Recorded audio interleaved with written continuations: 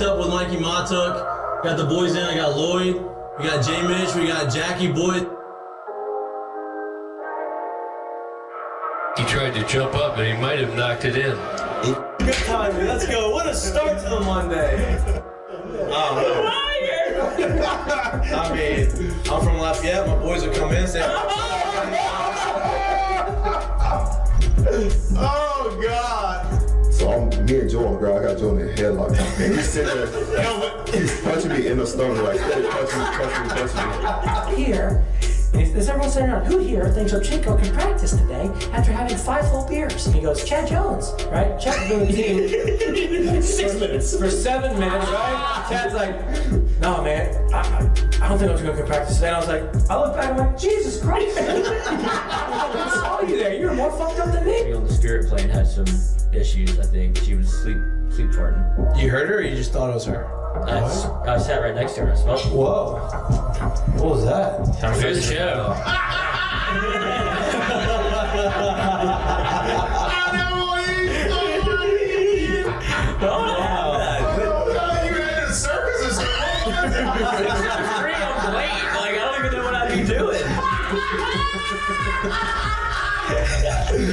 Now, when you do go to spring training, are you going to bring your chinchilla and your turtle?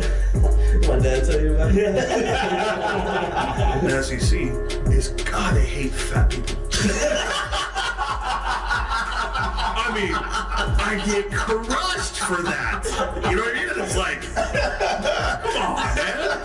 Hey, just the South, bro. You got a bunch of food down here. Like they should.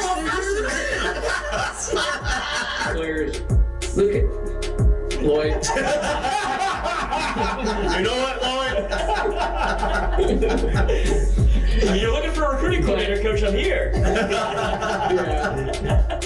He's like, I'll piss my pants right now. No way. We're wearing gray pants, long gray pants. He goes, I'll piss my pants right now.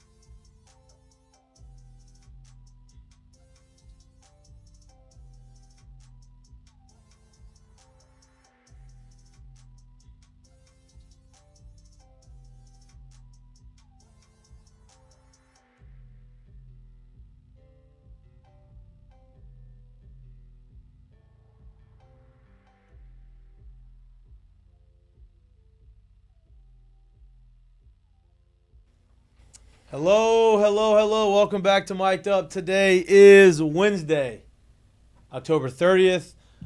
We got a great show for you today. We're going to bring a lot of entertainment, a lot of energy, a lot of personality to you today. Right? Not a lot going on. Right? LSU's on their bye week, much needed bye week because they obviously got their teeth kicked in at A&M.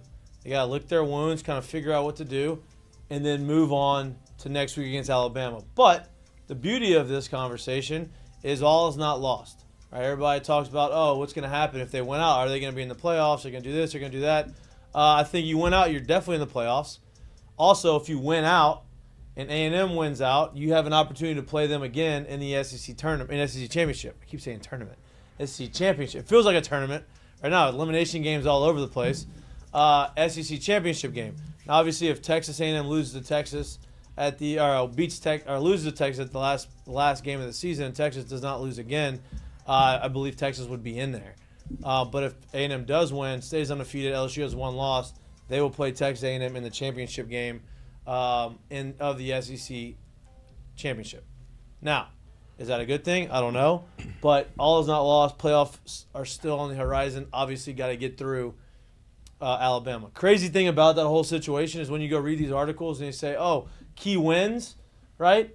Ole Miss, key win. Alabama, key win. This is if they were on the table. Vanderbilt, key win, which is wild, right? They're considering that a key win, which is awesome. Obviously, you have to win. There's no room for error. The team knows that. Brian Kelly knows that. He's obviously been very upfront about that in the media. He's been upfront about talking to the team about that. I think they're going to be just fine. But they have some holes to fill. They have some issues they need to clear up, especially going to playing against Alabama next week. Even though it's at home, you're going up against a quarterback that runs the ball just as well, if not better, than Marcel Reed. 1,000,000% throws the ball better than him. So you're going to have a quarterback that you're going to have to have a big challenge. We saw what he did last year on the ground against us. Defense was much worse they were last year than they were this year. I think they're going to fix it, and they're going to put some things in place to combat that. I know you got something to say. It's just, Marcel Reese threw it 2 times. 2 times. 9 times? 9 times. He threw it 2 times. I know. Yeah. I was doing Ferris Bueller. Oh. 9 times? Well, 9 times. He threw it 2 times. I think A&M threw it 9 times total. Yeah, Milroe not going to throw it 9 times. He's going to throw 2 times. He's going to throw it more than that, which makes him a little bit more dangerous. But he also may not. He's going to run it, but he's not going to be, hey, the only thing we're going to do is zone read, which could make it more difficult for LSU. They're obviously going to fix it. We're going to get into all of that. What do they need to do? How do they fix it? Obviously they are more equipped to answering that question than we are, but we're going to talk about what we think should happen and what they should do. Staying on the LSU conversation, not great news when you hear rumors of your number 1 recruit potentially staying at home at Michigan. But they've been talking about this for a while. He's come out a couple times since they've talked about it earlier and say, no, I'm good with LSU. This is where I'm going. I'm not decommitting. A lot of rumors out there saying that Michigan is heating up their courtship of Bryce Underwood. Underwood. And their rumor mill. Well, here's the deal. These things are probably being planted, right? Why wouldn't you? Yeah. So they're saying, hey, this is what we're doing. We got things going. Joe Sloan is going up to Michigan to watch him play a game, I guess, this week. And as of now, there's no reason to think that he is not going to be committed. There's signing day is a month away. If he says, hey, I'm not going to sign on early signing day, then I think we got something to worry about. But I feel at this point good. I'm not panicking about him not coming to LSU. Well, and if you're the Michigan fan base, is there an easier other fan base to rile up than LSU in recruiting? No doubt. It happens every year. And the sky is he's falling. coming in next weekend To LSU, Alabama. For the 7th time. He hasn't gone to Michigan once. Not one time. So, and he lives right next door to it. 30 minutes away. Hasn't been there one time. Hasn't had a full sit-down meeting with the whole staff yet. So I think the last time either he's playing with us and he's going to wait till the last minute and he's going to do it, or he feels pretty good about coming here. I think the last time he even went to Michigan was when Harbaugh was there. Yeah. So he hasn't met the new staff. He hasn't met the new staff. So LSU is still in a really good spot. Michigan's trash. Michigan is trash. Right? But Portnoy, it's not helping Michigan. Portnoy is putting a lot of NIL in there. Money's helping, but the actual play on the field not helping them. Do we want to get in this conversation right now? In a little bit. Okay. In a little bit. Let me finish. Let me go. I got some takes. Let me go finish. What takes of what? I got some takes on this conversation. Perfect.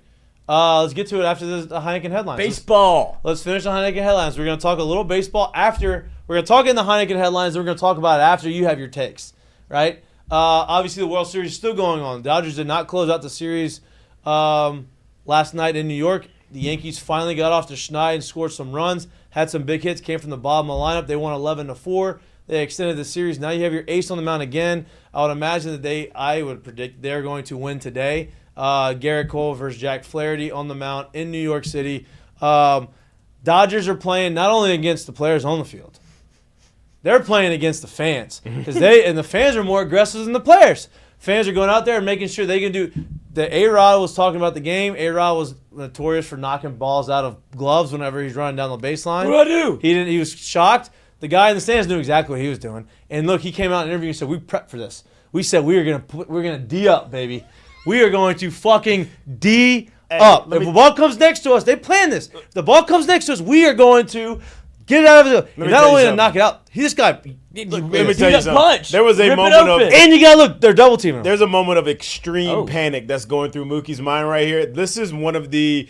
Now I'm obviously hoping that Mookie's wrist, arm, elbow, knees, shoulders, Because everything is fine. It's not like it's a short finish. I hope everything's fine. There's at one point I don't think his feet were touching the ground, like they were holding him up. I don't think everything was. I hope everything's fine. But that is one of the wildest, craziest, funniest moments I've ever seen in a playoff game, and it just so happened to happen in a World Series game. It was unbelievable. Wow, listen, I'm watching this live. I'm cooking dinner last night. Tacos? I love to cook. No, grilled salmon. Oh. Nice. Hell yeah. Hey, my Little salmon. rice? My salmon's like A+. One of the best things I got on the menu in my house. Big salmon guy. Big salmon guy. Big tuna. But I'm doing it, right? Big salmon You know, I guy. have the thing. I'm cutting up the salad, doing the whole deal, and I'm watching the game. And this is the first inning. And Mookie Betts makes the play, and then all of a sudden I'm watching. I'm like, oh my God, this guy is trying to rip off his arm. And what an entertaining way to start the game. And then sure enough, Freddie Freeman, 2-run. No, that was after Freddie Freeman hit the 2-run home run. It was already 2-0. Right? This is So the they were first on edge. inning. They're already on. This is the third game in a row, fourth game in a row that Freddie Freeman hit a home run. Right? First one took their souls away with the walk-off grand slam. Yesterday, 2 days ago, 2-run home run in the first inning just get the Yankees down from the start. Last night, same thing, right? So the Yankees on edge. The Yankees fans are on edge. Hey, we got to do something to motivate these guys. It worked. 11-4, best run output they had. Out the gate, too, in the first inning. Like, hey, Yeah. this is our We're time. going to set the tone. Hey, but here's the ours. deal. The Yankees, MLB and the Yankees. I can't stop watching this. Dude. The It's town. so funny. It's amazing. And look, the guy was like, had the double chin. And He looks he's- like Tim It looks Robinson. it looks like a cartoon Hey, character. The and- double chin with the growl, with the two-hand With the pride, smile. with his buddy. Give me that other hand. It to was make amazing. It's to amazing. make it even more entertaining. On the Up and Adams show, she was interviewing or having a conversation with Not Rob with these two. Gronkowski. Oh, okay. Yeah. Yeah, with Rob Gronkowski. And Rob Gronkowski let everybody know that he knew that guy with the double chin. He said that he was in college with him and they were friends at college at Rutgers. And this guy was part of was it Rutgers? Arizona. Arizona, duh. He was part of the, he's from New Jersey, right? Say, right? Yeah. What? He's from New Jersey, my bad. At Arizona, this guy was part of Greg the. Schiano could never. No, you're right. Did his brother go to Rutgers? Didn't one of the Gronkowski go to Rutgers? Let's not get caught up on this. Anyway, But so that's not really part of the story. Warren. so he is saying this guy was one of his friends in high school, right? Also, college, also from New Jersey. He was on the club hockey team. And said those guys like to have a good time. They like to party. They like to get after it. They're animals. Being that I've met quote, unquote. professional hockey Me players, too. I can only imagine what the club ones are what doing. the club hockey players are doing. No doubt. I've met minor league hockey players. I've met semi-pro hockey players. Different breed, right? You're playing hockey and you're fighting with people and you're not even really getting paid for it, right? And so this guy is doing this, and that to me just icing on top of the story, icing on the cake on the story, because of course Gronkowski's friends with this guy. Now he made it clear that he did not hasn't talked to him in a long time. Oh, I bet, yeah. And he's like, he congratulated him, say way to go. When you had your moment, you performed, and obviously Adams was like, hey, you condone that? No, obviously, whatever. But very entertaining. Going to be another entertaining game. Obviously, every game from here on out for the Yankees elimination game. Wouldn't be shocked if you saw this game go to 7 games. Really? Yeah. Did you see the Rizzo? Yeah, because he's done it, right? But here's the deal. In baseball, when you struggle and you don't score a bunch of runs and you feel like everything's going the other way for you for so long and you're a really good team and you have a really good offense and you have a game like that, that thing can kind of snowball into a few wins in a row. Now, winning 4 straight against the Dodgers is hard. But, hey, you can go out. You have your ace on the mound today. You can go out and win game 2. Shohei's not 100%. And so you win game 2. Now, all of a sudden, you start feeling like you got a little shot, right? And then so now you go to game 3. You're in L.A., and you almost took one in L.A. the first game. So you go out there, and you sneak down when you get to game 7. Obviously, anything can happen. I don't know that you win 4 straight, but I wouldn't be shocked if you saw it go to 7. Yeah, I think this thing's definitely – they get one tonight. Obviously, it's got to go back there. And now it's can you get one on the road in that environment again? Will be tough. I'm almost like I'm for sure they get one tonight, and I would honestly love to see the theatrics, and I'm sure Major League Baseball would too, of New York and L.A. Game 7, winner takes all, World Series. Here it is. Amazing. I think they would love that. And then everybody gets the whole maybe is it Shohei going to throw, but he can't because he can't get his arm, his shoulder. But gonna be entertaining. Rizzo went full Kevin Millar. He did the whole thing. He's like, we have Garrett Cole, Game 5. Then they have somebody else, Game 6. I don't know who it is. But he's like, and anything happened in Game 7? And then Kevin Millar was, we got Pedro tonight. We got Kirk Schilling Game 6. And get us to a Game 7. See what happens. Don't let the boys get hot. And look, it just came on Netflix. It did. It's on Netflix. So the Yankees, what a turn. Like, the only time that's ever happened was the Red Sox in 03, yeah, 04. The ALCS. Yes. It was 04. And they were down 3-0. Red Sox were. Came all the way back, won, first team ever to do that. And then they go and win the World Series, right? They drop it on Netflix. Came out not long ago. Like 2 days apparently ago. it's all, huh? Yeah. Like 2 days ago. Yeah. Apparently it's awesome. It's literally been within the month, I believe. Yeah. I got to play for Doug Minkiewicz. He was my manager in AAA. Awesome dude. Has a podcast, Dugout. DOUG out. Mic'd Yeah. up. Yeah. In the dugout. Look, we've been there. Maybe we did. We've been there, yeah. Maybe we get a little home and home. Home and home sesh. But would be pretty ironic if the Yankees did the exact same thing, first team ever in the World Series, to come down from 3-0 to win it. We'll see. Game's at 7:06 or 7:07. Shanti sang the national anthem last night. Much better than Fat Joe. Fat Joe's concert didn't hit, I don't Lean think, back. as hard as they wanted it to hit. He spiked the microphone. Ashanti did her thing. I liked it. Ashanti Been a was minute great. since I heard her do. Yeah, she did Ashanti was great. Fat Joe, I love Fat Joe. He's not as fat anymore. Ozempic Joe. But Lil Joe. he was using the mount as a stage and the mic slam, and it Wow. didn't hit. We had to compact that back. Yeah, then and it after. didn't They hit as showed hard it. as I think Yeah. they wanted it to hit. Yeah. Well, this is after, was it LL Cool J did it for the Dodgers? No, it was No, it Ice was- Cube. yeah. Ice Cube. And Ice Cube's, I mean, seems like Iconic. it was- way better. I didn't get to listen to that one when he was doing it, but he came from the outfield. I saw clips using the outfield, and he was like walking all the way around the field. It's A little different. better stage presence, it felt like. But anyway, game's on tonight, Game 5. Hopefully they win, keep the World Series going. Last couple things. What? Yes? Let's just get it. What's Freddie Freeman doing with these teeth? I don't know. 6 straight games in World Series with a home run, though. He can do whatever Yeah, he you wants. can do whatever you want with them teeth when you They're- swing it like that. 6 straight World Series games with a home run. That's going back to 2021, I think, is when they were in the last time in the World Braves? Series with the Braves. Last 2 games in that series, he had home runs in the first 4 in this one. That's pretty impressive. Yeah, he acted like he was real sad to leave the Braves. Looks like he's pretty happy to be on the Dodgers. right Yeah, now. that whole contract thing is a. This thing's still wild, by the way. It's not It's really if that you haven't- settled. It's not really out there anymore, but it's not. If you haven't That's looked it settled. up, Lloyd, this is something. This is great late night Lloyd. Oh. Yeah, go dig deep into the contract disputes that Freddie Freeman had when he was a free agent, and just hear the stories and go try to get down that rabbit hole. It's pretty wild. Still don't really know what happened. He's got veneer money. Yeah, still don't really know what happened. But look, obviously there's probably never been an easier MVP choice in the World Series. I mean, Freddie Freeman hits another home run. It's like, give him the MVP even if they lose at this point, right? He's kind of dominating. But it's going to hopefully be a more entertaining series. Obviously, it's been entertaining up to this point. I like it to continue still going. Last 2 things that we have on Heineken Headlines. Heineken Headlines turned into the intro of the show. Out of just, not really the headlines as much anymore. Derek Carr back in the lineup for the New Orleans Saints. Jake Haener is the backup. Well, not official, but close. Unofficially official, Yeah. right? He's back at practice today. He's back at practice. I'm pretty sure they came out and said Jake Haener is the backup. I think it is official now.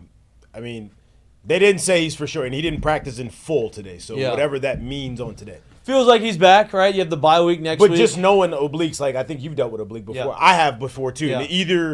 You can either go or you can't. It's kind of a hopeless Right. feeling until you can. So if he's back Right. in practice and can kind of throw, you would Yeah. imagine he's tracking. if he can throw, he's fine. It's not going to be the hitting. It's not going to be the hitting that's going to get him. No, it's the rotation. Well, it's the making it's a muscular sudden, it's deal. the making sudden movements Yeah. too. Like when you're trying to evade people and move around, the stuff you can't really plan for. That's Right. really what obliques. That's what obliques kill you with.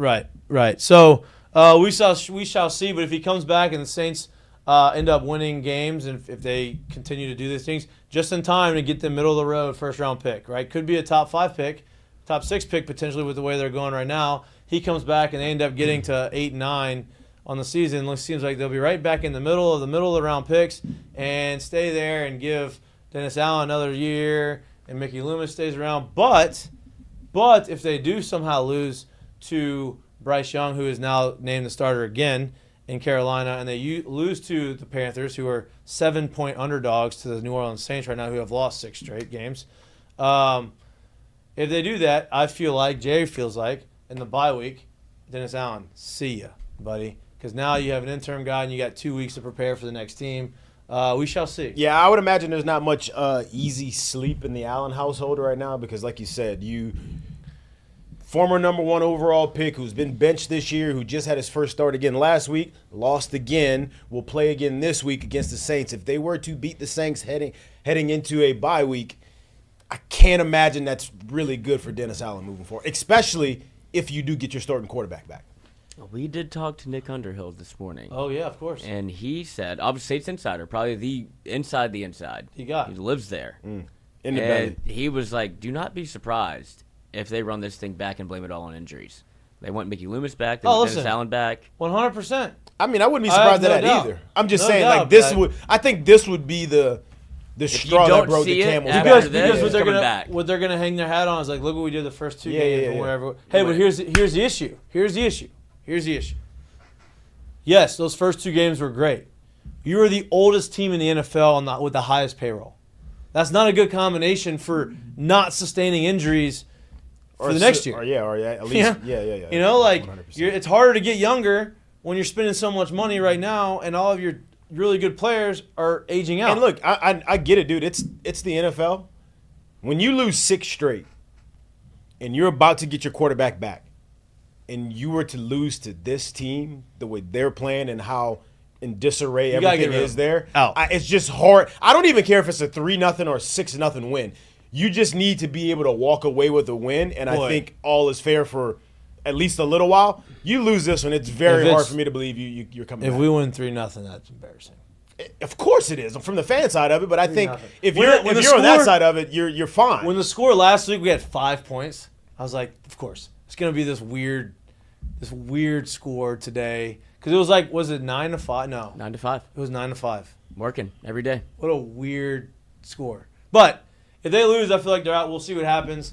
Saints have not been a good product. Hopefully getting Derek Carr back makes it a good product. The whole team seems like they're getting back healthy. We shall see. And it is Wednesday, which means it's Ask Mikey and Mitch. We appreciate the 10 questions that we got on Twitter. Let's add some more as we go out through the course of the show and the chat and have some fun with us and have some conversations with us. Now, with all of that said, let's get back to what Lloyd wanted to talk about in the middle of these Heineken headlines. You have some thoughts on the conversation that we had to start the show, and that is Bryce Underwood and the recruiting or LSU or Alabama, or what did you have some thoughts on? Do you remember? Oh, yes, I do. Now I do. Yeah, I didn't think you were going to remember. I know I didn't know where we were going, but I do remember now because the Bryce Underwood conversation is an interesting one.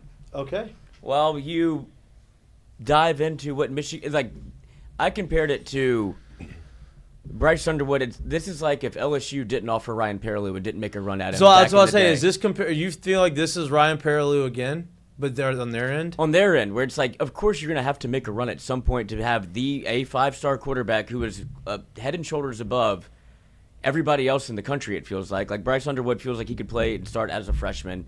And he's been committed to LSU for 300 days. 300 days, almost a whole year. And then you're going to have a team that is 30 minutes away not ever make a run at this cat. And so now it's finally coming to fruition where if you're Michigan, if you're the head coach who is – what's his name? Sharon Moore. You can't really go to sleep at night saying, well, we didn't even try to get him. Well, and sleep at night, you can't – it's hard to convince that you're faithful, that you're actually trying if you don't make a run at him. You have to make a run. Do you not believe that they've already been making a run at him? Right. No, but you have to continue to make a run until he just doesn't answer the phone. Yeah. No doubt. I mean, there's rumors he's been offered turned down $4 million to go there. Not turned down. It's that whatever number he gets, LSU is matching. So you can get $4 million. This is from Shea Dixon. I know. LSU's got this money. I know. No. But You may be right. I don't know the details of the money behind the scenes. The only details we kind of really do, because we've talked to people about it from inside sources we got, that the money is usually in the portal. But I would imagine there's probably 1 to 10, 1 to 5, maybe blue chip prospects that they treat a year coming out of high school, much like they treat the portal, where, hey, we got to be able to spend the money here. And I think he would probably be one of those guys, being especially the quarterback position. And don't underestimate. Don't underestimate the power of Joe Sloan and his relationship, right? Because from what I've been told, and I am by no means an insider. You're an insider. Shay knows way more about this than I do. But from what I've been told is Bryce Underwood loves Joe Sloan. He understands that Joe Sloan knows how to develop quarterbacks, and he values that more so than being the highest paid recruit coming out of high school, right? And I'm not saying he's going to turn down all this money and not get paid, but what I am saying is he may take a little less to play for Joe Sloan, understanding that development and the relationship he's built, knowing that he hasn't even sat down with the whole staff at Michigan and looking at what their offense looks like right now, which is poo-poo. You got to imagine, too, growing that relationship. And remember, this is what's so crazy about today's recruiting is you're no longer – recruiting to LSU. Obviously, you've always had to grow relationships with players. Obviously, just like Corey Raymond has grown one with DJ Pickett. You have to grow those. But this relationship matters because let's just say in a world that you can't and or either don't or won't match dollar for dollar, if you can sell him on the relationship and the ability to say, hey, look, we'll give you 50% of what they're offering you up front right now, which is, if it is that alleged $4 million, you're getting half of that, which is still a pretty penny. What you are looking for is not that $4 million. That $4 million is not going to carry you the rest of your life. Is what does that that half of that, the relationship here and your ability to grow here, what is that going to get you to? Because that's the money changing thing. And then that next contract is where you become wealthy, not just rich. Yeah. Yep, 100%. And you have the father of Bryce Underwood. Oh, here we Jaquan go. This Underwood. is where it gets. This is where it gets. This is what some people have been throwing around, where it might not be a Bryce Underwood conversation anymore, like up to him. Because the family is starting to go, it's a lot of money to turn down. But in the same vein, like Shay has reported that whatever Michigan offers, and this is like the Dave Portnoy conversation where he said I could give up $3 to $4 million a year to get a quarterback because it's no fun when you don't have one. But Underwood's father, Jaquan Underwood, admitted they've had silly cash thrown at the family once before. You know what? We've encountered that just one time, Jaquan Underwood said. But it was pretty funny because they did it out of panic mode. But other than that, it's been a great process just to keep him grounded and keep him working. I don't want to get twisted. Money is a huge deal. At the same time, though, it's about Bryce being able to turn his dreams into goals. So whatever field he goes into, football, sports, man, I'm great with it as long as he's happy. Okay, so if you're that's a good spot. Response. If you're able to have that mindset from the parents, from the mentors, that's a good spot to be in. And let's be honest too, being committed to a school for 300 plus days is also a really good sign, because these other schools have not gotten off of them. So to kind of keep that commitment to be coming back down here, those are all positive signs for LSU. But you would have to imagine the Blue and Maize has to make a run. Like, no doubt. They just have to. No doubt. You have to. No doubt. And they will. And they are. Right? And they have their been. push. And even if you aren't, you have to put it out there that you are. No doubt. Yeah. And look, they're doing what they need to do, right? And I think Bryce Underwood has come out multiple times and said, I am still fully committed to LSU. I'm not going anywhere else. And he's done that. He's been vocal about that a few times. He's coming in next weekend. Would look good on him going out there winning. And LSU honestly, winning, playing well, for them, great atmosphere. For them, it's a win-win and or a lose-lose situation all in at once. Because, like, say you get him, he comes there, he does well, great for you. Say you get him, he comes there, he falls flat on his face.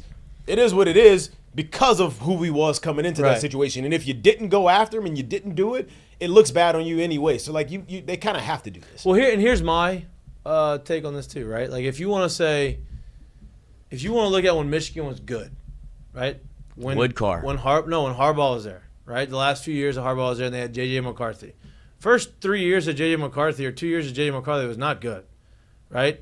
He was supposed to be a good quarterback, but their offense wasn't running. It was all his defense, and that's Harbaugh's teams. You go look at the Chargers. They have one of the most talented quarterbacks in the league, and they are run-first, defensive-oriented football team. That's what he wants to do. And you want a quarterback that's going to make some high-level throws whenever he needs to. And J.J. McCarthy did that the latter part of his career, right? And that's what made him a first-round pick, and that's what people liked about. But it wasn't this offense that you're like, wow, this guy is going to all three levels and he's doing all these different things and he's running this advanced style offense. You go look at LSU and you go look at the quarterbacks that Joe Sloan has had and developed. You obviously had Jaden Daniels, right? And you're looking at what Jaden Daniels is doing right now. He came to LSU and he was good. He left LSU and he was unbelievable, right? You're looking at what Nussmeier's doing, take away the last game of the season, even the last game, right? He hasn't had a full season starting, and he's been extremely impressive navigating through a very advanced offensive system and an advanced league passing game and an advanced league, right? And so that has to fall in development of your quarterbacks coach and your offensive coordinator. I think that holds a lot of weight. I think Bryce understands that. Oh, yeah, the relationship with Sloan is what's kind of kept this whole thing like together, Right. whether it be go back to the beginning of the year where Sloan being promoted to offensive coordinator, a lot of that conversation was his relationship with Bryce Underwood. Keep him around, promote him, because you put a lot of stock in what you have recruited and what seems to be one of the better premier talents in like the last 5 to 10 years at quarterback. Yeah. Yeah, I think those two things kind of went hand in hand. Joe was obviously a young budding star as a coach. He's up and coming. He's growing. He knows what he's doing. He knows the system that he wanted to run. He knew with the players that you had in the system right now had a chance to win you games right now. But you were also looking forward to guys like Bryce, who's going to continue to throw this thing forward. If you don't have him in here, not only do you lose your old coordinator, maybe your system and everything you got going, but you may lose some premium recruits as well. And you didn't want that to be the situation because LSU's at the spot right now where they're obviously nationally known. It's obviously a big brand, but you don't want to dip because then you lose that for real contender mindset. And I still think they're kind of teetering on that for real contender mindset again, but you want to get to the spot because you're much better there than you are on the other side of it. Yeah. Going to be interesting to watch. You have a month from National Signing Day, and he'll be in next weekend, biggest game of the year. Alabama at LSU, obviously, it's going to be raucous, and it's going to be entertaining, and he's going to be right in the middle of it, and so it's going to be a nice impression to give him going into the last stretch run before signing day, especially if LSU wins, runs the table. I'd imagine you probably see him pop up again at a couple games, or maybe one more game before the season ends, whether it may be a home playoff game. Well, yeah, it's next week. Next week, and then you went out, and then all of a sudden now you actually have a real home playoff game in December, which will be amazing. Potentially, right? You could potentially have that, and he may be back to that. But in order to get to the home playoff games, in order to win next Saturday, in order to keep your playoff hopes alive, you have to beat Alabama. And to beat Alabama, you're going to have to make some adjustments that you did or did not do the previous week, and that is stopping a quarterback who has the ability to beat you with his legs. Alabama's quarterback, Jalen Milroe, obviously has the ability to beat you with his arm and his legs. He's shown you that throughout the course of this year, and last year he showed you that playing LSU. Defense is significantly better. They have got to make some adjustments.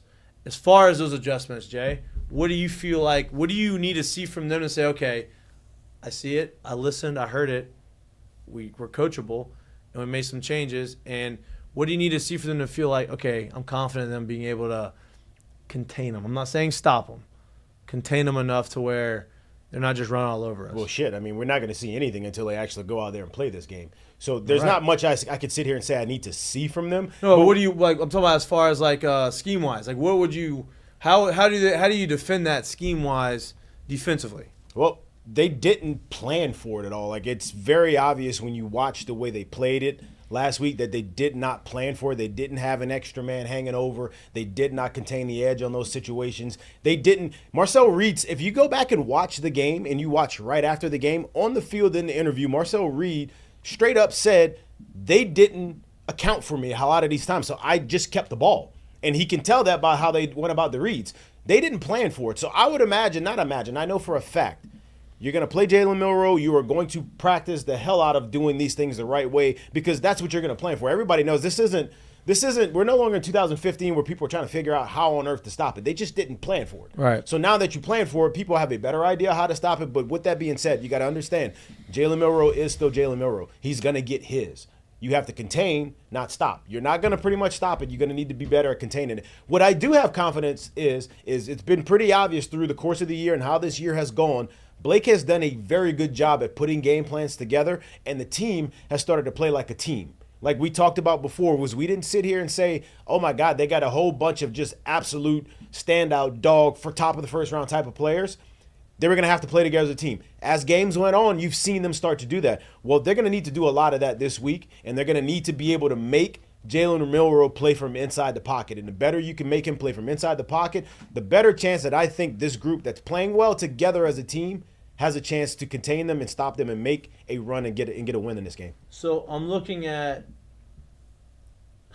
Jalen Milroe's stats for the game, per game.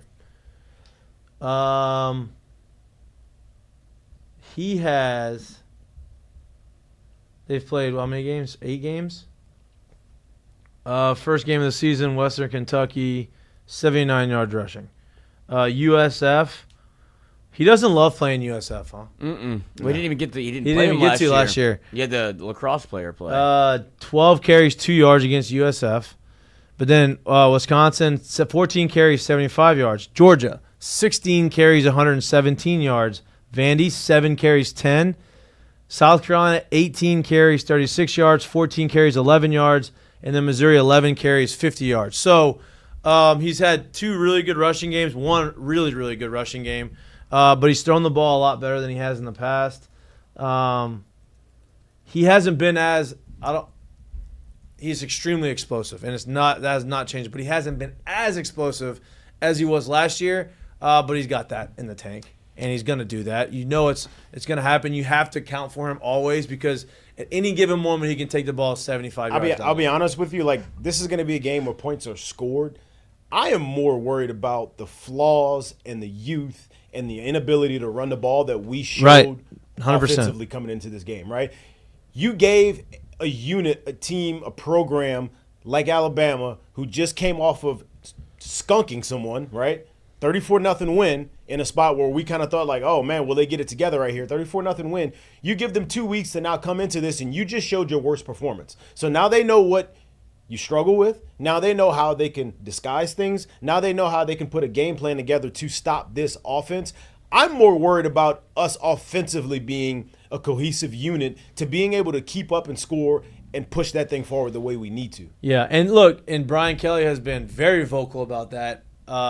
Throughout the course of the year, it felt like he was kind of holding his tongue as the years gone. We know we have to run the ball better. We have to run the ball better. We have to run the ball better. Felt like after the game last week, he made it very apparent that that's going to be a priority in this bye week, right? And I don't know what you do at this point in the season to fix it, but there is ways to go out and generate some yards on the ground. There is ways to get the offensive line to say, hey, we got to figure this thing out. We've got to go, and everybody's got to do what they need to do to be able to block the guy and to be able to open up holes. And running backs, you have to be able to hit the hole and make the cuts and make a guy miss. And you got to do something to get some positive yards on the ground because Nussmeier can't do it all by himself, right? Everybody wants to blame Nuss. It ain't just on Nuss, right? It's probably more so on the running game than anything, right? If you can ask Nuss to throw the ball 35 times a game and run the ball for 100-plus a game, you're going to be feeling really good about yourself. And I just don't know what they do. I don't know how you do that at this point in the season. Like, what can they possibly do in the off week to make their game more efficient? I mean, we talked about it. I think you got to use people like Xavier Thomas a little bit more. I think you have to understand how to do that. You have to use the extended run game and get the ball on the outside, but which at the end of the day is going to come as pass attempts, right? But once again, yes, that's everybody knows. It's very obvious to see you have to be able to run the football better. With what Nuss showed, the ability for them to be able to have 2 weeks to scheme up how they want to disguise and if they can do it, because they have some more veteran players that are in that secondary, right? If they're able to disguise the way they want to disguise, that's what's going to worry me because, like, once again, this will be his 9th start or maybe 10th start of his career because of the bowl game last year. 10th start of his career.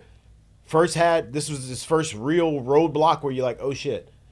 Is that going to show up again in this big game? Because now we know the stakes have ratcheted up. Everybody knows where you're at right now. The mistakes have to be at a minimum. Or are you going to come out and do that? And with that opportunity, that's where you sit here and you say, all right, let's see what we got. So that's the part, honestly, that scares me more because I don't see a world where we're going to come out and, I don't know, hold Milroe and that Alabama offense under 23, 24 points. So then can you top it? Can you score more? Can you beat them? Which means you need to be cleaner. You need to be more efficient on offense. You certainly That's have what to I'm worried be about. better than you were last year against Jalen Milroe, where he ran doubt. for 20 times for 155 yards and Yeah. 4 touchdowns. No doubt. Yeah, Right? definitely. And now they are better than they were last year defensively, right? I think another positive and we're not going to preview that game already this week, but Oh, yeah, we are. Every day. I think another positive you look at what we got going on this year, our front seven, our defensive line is really good. Their offensive line is not near as good as they were last year, Alabama's. Right? Alabama's offensive line had some struggles throughout the course of the year. They've had some struggles protecting Milroe and letting guys get to him. But, so we'll see what happens He's with that. regressed from the start of the year to where he is now. It feels like Milroe's gotten out of Yeah, he's susceptible to holding the ball, dude. So, you can get to him. Like, that's why I don't feel that bad about where our defense is and the ability to kind of stop them and or slow them down. Because of where they've been, how they've progressed through the season and stuff like that. I'm more worried about the offense side of the ball coming into this one. Well, look, and there's a I saw this article on Twitter, written on ESPN.com. Apparently, the Power 4 comms, the communication between coaches and player, on an unencrypted line. So all of you nerds who understand how to get in there, you can kind of maybe affect some of the communications. You can hack into that thing and affect the communication with Alabama and their coaching staff. That's a real article. I'm reading that as I read that, and I was like, no way. Unencrypted communication systems that are happening. Those comms are unencrypted. So See, this happened in high you can school. get there with a scanner. You can figure out how to get in there, and you can affect the frequencies and Welcome to Earth. hey, Well, this happened in high school. We were listening to a tape on an old, CD. But what's the other one? The cassette tape was also a little dual. But they had, I forget what book it was, Romeo and Juliet, the Capulets and the Montagues. And we figured out that if you texted during the recording, it would bzz, Yeah, and right. it would fuck it up. And so we did that the entire time, and it actually backfired because we ended up reading it instead of just listening. Yeah. But it was good times. But maybe that's the way you can affect Alabama. I don't know. But if you can't stop quarterback power, I don't know if it matters because you're right. And look, that was shocking. Shocking. I don't know That how it, they are going to be Power better you. than they were. Listen, Yeah, but what you just said too, if you can't stop quarterback power, that's not what A&M did to us. Right. So No, you zone got to read. remember it's different things. Yeah. And I'm not saying that he can't or will not be running Right. what A&M just did to us. I'm just saying that don't expect it to look the same. Yeah, if you sit here and you're going to tell me that he's going to run for 20 carries and 150 again, yeah, we're losing. we're probably going to lose that game. Yeah. Just tell the truth about it. And- That's where it's at. And we talk about RPOs. What A&M was doing was not RPOs. They didn't have to. Exactly, That's why. Exactly. And what Alabama is going to be doing is going to be RPOs. It's going to be more of the RPO game. They're going to have that zone read, look into it. They're gonna see it. build. I'm telling you right now, they're gonna build from it. They're Yeah. gonna start the game For sure. doing that stuff and being like, "Are you stopping it? What are you doing differently? Let's put some of this in there and let's build and let's do it." They're gonna do both of them. No doubt. But I believe it's going to be there. I mean, look, you know who you're preparing for. You're preparing for the starter. And as Jay said earlier, Blake Baker has done a really good job prepping and game planning for the offense that they are going to play as the starter. Right? He's done that really well. So the course of the year, he's gotten better. They've gotten better and better and better. They know who the starter is. The backup's not going to shock them. They're not going to take him out and put somebody else in that's going to do something completely different. This is the guy. This is the game plan. They're going to ride and die with Milroe, as they should. He's really good. And you're going to go out there, and they're going to have a lot better game plan to attack him. Now, what that game plan is going to be, I don't know because I'm not coming up with it. But I do believe it's going to be a lot more sound, and everybody's going to be like, okay, y'all are prepared now. I do firmly believe that. Yeah. I just don't know how it got to that point Saturday. I showed it to you. If we had the rights to put it on here, I would show it to everyone, but I showed it to you. It's very obvious, and we talked about with the Greg Penn interview and everything, they were not prepared for it. That's exactly how it got to where it was. For whatever reason, why they were not able to, in between possessions and or something to kind of get the right adjustments made, because they did start making adjustments, but not the right adjustments. For whatever reason, why they were not able to do that, that's beyond me. It is what it is. But yeah, they were not prepared that Marcel Reed was going to play. And for me, that part's crazy. But that's what they did. And Brian Kelly mentioned this today too. It's not about one guy in the running game. Losing one guy on the offensive line is not going to make the running game suffer like it suffered. Dellinger being a senior, being out and having a high ankle sprain and having to replace him with a freshman obviously isn't the most ideal situation that you want. But, it's a high ankle sprain. Dellinger's got an opportunity to get healthy. He's got basically 2 full weeks before the game starts. So, and if he's not healthy, the freshman has 2 full weeks to because prepare, this isn't. For sure. You're gonna remember this isn't week 3, right? You're going right. You're well into the season. So these guys have gotten reps. These guys have been in the offense. They're learning more. And if he's taken to it the right way throughout the season, I'm not saying he's gonna be at tip-top shape, but he should be able to get in the offense and play efficiently. Well, the one thing that you would say is that Paul Mubenga was not prepared to. I don't think this was actually his job going forward. It was supposed to be Tyree Adams, who left. He also has a sports hernia. Yeah, sports hernia, so he's out for the year. So Paul Mubenga was next man up, freshman that they liked, but he was a high 3-star, low 4-star guy he's the definition of a development guy. And so his number was called. I don't think he did terrible, but if you can get Dellinger back, somebody that's got as many reps as anybody on the offensive line, that helps you immensely. Yeah. Because I don't know if I believe this high ankle story. Oh, you don't? I feel like it's a nice way to put it, but I don't think you'll see Dellinger next week. Okay, so you think he's out? I do. So what do you think? You think it's a feel? Well, I'm gonna be honest with you. If it is high, high ankle sprain's tough. Yeah, you out. So if that is what it is, there's a very good chance he's out. Yeah, I wouldn't be surprised at all if he's out. Yeah, high ankle sprains are tough. Especially when you're carrying 300 plus. Yeah, he's top heavy. Yeah. Yeah. And we figured out the tightrope surgery takes a little bit longer than just the 2 weeks that Tua had to kind of get back on it. Yeah. So well, in Tua, as a quarterback, you're still pushing off the ankle as a lineman. You're in the trenches, and you got 300. So you're pushing your 300 and somebody else's 300. That's a little different. You know what I mean? Hey, gingerly throwing balls and not. That's different than every single play, I'm supporting 1,000+ pounds of force on my ankle. Someone else's weight. You ain't got to do that much as a quarterback. Yeah. So prepare that he's not in the game or he's not going to be in the game. If he does play and it really is not that bad of a high ankle sprain, he is great. But if he's not, then they have 2 weeks to prepare and game plan for whoever his replacement is going to be in that situation. Mubenga, probably. Mubenga, right? Yeah. Duh. But the other thing also is I feel like it's been mentioned a little bit, but we don't really know the actual case of this whole thing. But I don't know how healthy Durham's been. It's not Durham. It's not. He's healthy enough.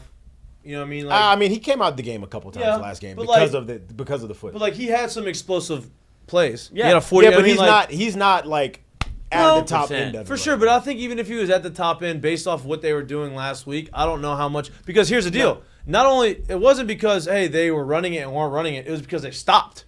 I don't think. You know what I mean? They didn't. He didn't continue to keep trying to do that. In the terms of Durham, I don't think it's so much what he does initially that's hampered, if you will. I think it's where he is once he gets to either first contact or breaking through that first contact. That's been kind of hampered by the foot injury or toe injury or whatever it is. I think that's what's kind of been taken away from. So that second chance ability that he had that you saw in the first time when he was out there playing against South Carolina, I think that's been kind of hampered a little bit, and I think that's where. Well, look, you got another bye week, right? Hopefully. That's what I was getting at. Yeah. And hopefully, he continues to get healthier and healthier. You have 2 weeks, and hopefully he's able to be that guy that you saw at South Carolina, right? And that's what I was going to say. The last thing I want to talk about this before we move on to the other conversations in the sports world is, I would like to see LSU commit to it, right? I know you got to move the ball, and I know that you have to do what's effective, but you have to continue to try to do it. If you don't run it, if you just stop running it, you ain't ever going to run it. I think they hit the panic button a little bit last week too. Yeah, that's what I mean. And I think it was because of you were getting hit so hard, so quickly, and seemingly as if there was zero resistance to it at all. And then you're on the road, and then there's 100,000 plus that's going crazy and screaming and doing all kind of. I think they got hit with that so quickly that they felt like they had to shut up the crowd, and they abandoned being able to just methodically move it down the field. That ain't gonna be the situation at home too. Agreed. But we can't. We have 2 weeks to do this. We can't talk about this at every day at this pace. Cannot. There's some big games this weekend though. Did y'all see that Florida and Georgia, for 2 years, are not gonna be playing? They're not playing in Jacksonville for 2 years, 5 and 6. I mean, they're still gonna play the game, or it's not? No, they're playing the game, but not in Jacksonville. In 2025, it's going to be in Atlanta. In 2026, or maybe 26, 27, whichever. And the other one's going to be in Tampa. I guess they're repairing the stadium, maybe. Why don't we just play home and home? Because that's not how the world's largest cocktail party goes. World's largest cocktail party, Florida Georgia line. Not how that works. You know what I mean? It's the battle for the border. Yeah, Lloyd. They call it that for a reason. What are you talking about? That's true. Lloyd loves to break a nice nice rule tradition. or like a tradition or whatever. Just can't do that. You know, big game They this should weekend. play it at the Floribama. Yeah, that's what they should. That do. would be awesome. That's what they should do. Yeah, Go to on the football beach. On the field. beach. On the sand. beach, yeah. Yeah. Talk about old school 3-0 game. Tom Cruise. Yeah, that's it.